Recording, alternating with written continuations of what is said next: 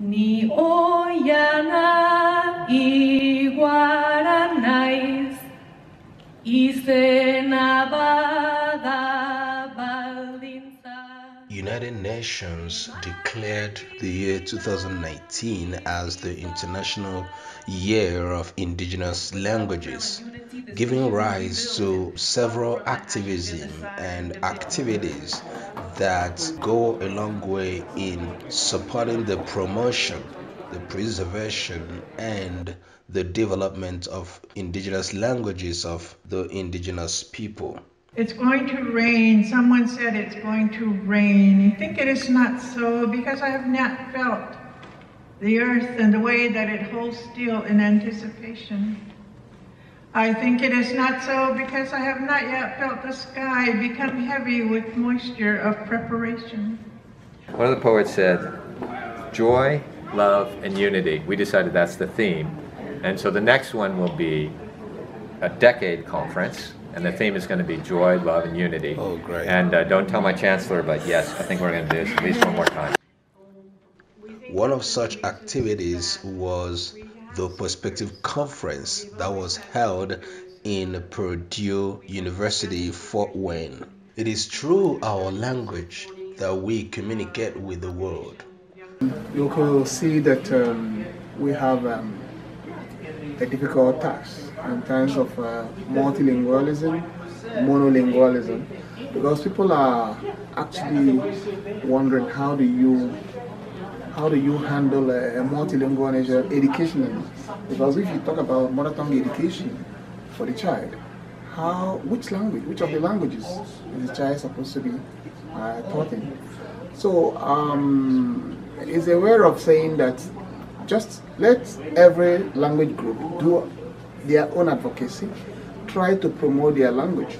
My name is Mosiah Salazar Blue Cloud, and I am of the Kickapoo tribe of Oklahoma. Unfortunately, we don't have anybody that remembers the Kickapoo sign that we most likely had. So our deaf people use ASL to communicate. Before Plains Indian Sign Language, the original point of Plains Indian Sign Language was intertribal communication between Siouan language people and Algonquian language people or Kiowa-Tanoan people. Different languages had to still communicate and trade with each other.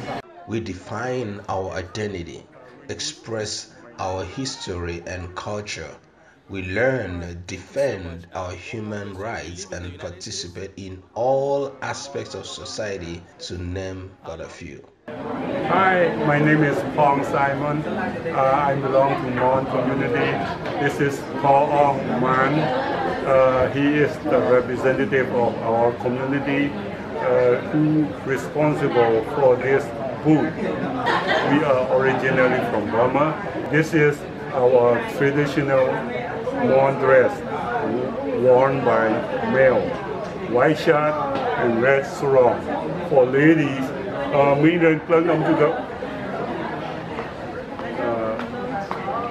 lady wear the same color, white shirt and red sarong too.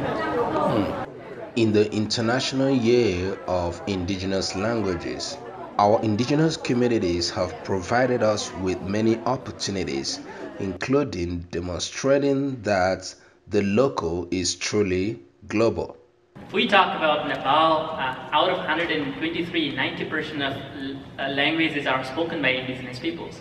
Almost 12 to 13 languages are already died. 37 languages are in the verge of extinction, and 29 languages, indigenous languages, which have speakers less than 1,000 populations. I try to look at the representation of the different mother tongue, these indigenous languages, in our national language policy, which is enshrined in the National Policy on Education. So I think that this is a good avenue for me to talk about how these languages are being maltreated.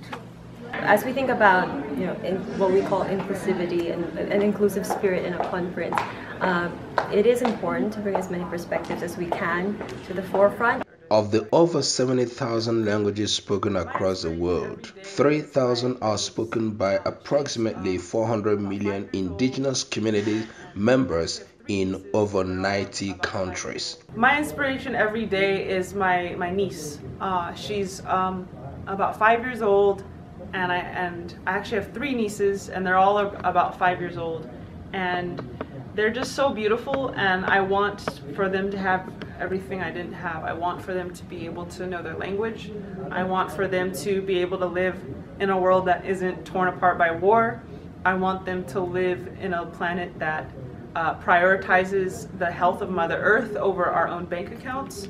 And I just, every day, work for the planet that I want for them. We have speakers.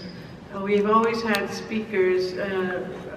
We have young speakers, meaning people in their 30s and 40s. The population younger than 20 are the ones who are not speaking or picking up the language.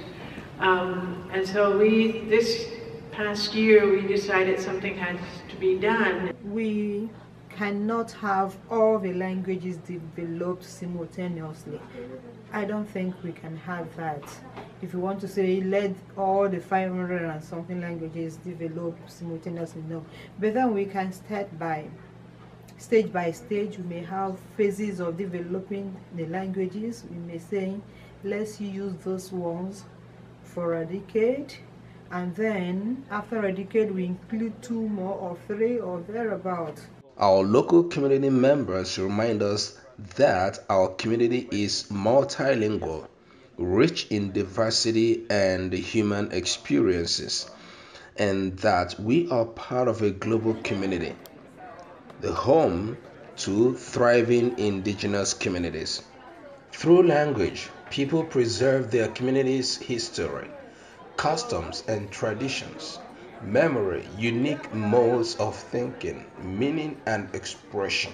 We are very strong on including sign languages in our work because they are languages like all the others, and in many ways they are more endangered than certain other types of language because they're so under-researched and often under-advocated for. If you ask an average signer, what sign language do you use? They say ASL.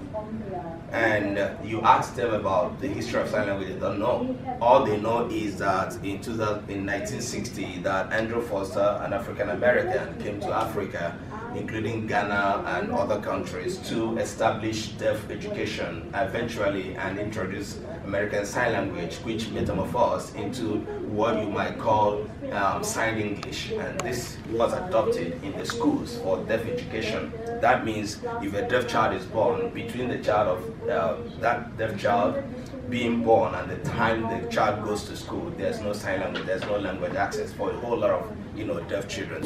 So here we're talking about indigenous languages, right? And I've worked for a long time with communities in the area of indigenous languages.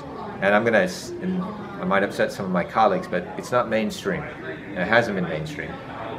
And so here we are having this major conference for something that's not mainstream. And indigenous sign language and sign language in general is not part of mainstream linguistics, which is, personally as a linguist, I'm embarrassed and ashamed by that. They also use it to construct their future. Language is pivotal in the areas of human rights protection, good governance, peace building, reconciliation, and sustainable development. These all were shown in this conference at the University of Perdue, Forte Wayne. I just want to bring people together in one room to really talk about how can we make positive change in the world. At least that's my perspective on it. Bringing those top-down and bottom-up approaches together in one place. So that, I think, was kind of the concept from my end, but this is really your field. Well, actually, you also had the concept of making sure it came to Forte Wayne, right? Your hometown, a beautiful city that we're very happy to have had a lot of support from. The city really opened up for us. There were a lot of people that volunteered and helped us. There's too many to name, but so many people helped us on our campus. It's really a university event. We got funding from every college.